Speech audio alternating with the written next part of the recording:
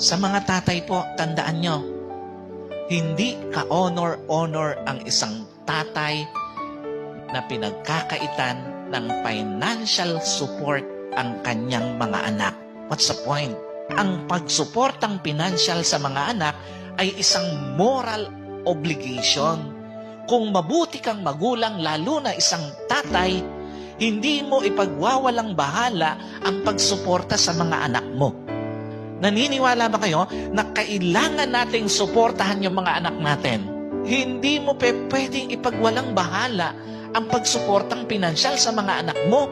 Wala kang kwentang ama kung lahat ng bisyo mo na susunod mo, pero yung mga anak mo nagugutom. Sa lahat po ng nakakarinig ng mensaheng ito, ng mga nagpapabayang magulang, lalo na tatay, wala kang kwentang tatay kung nagugutom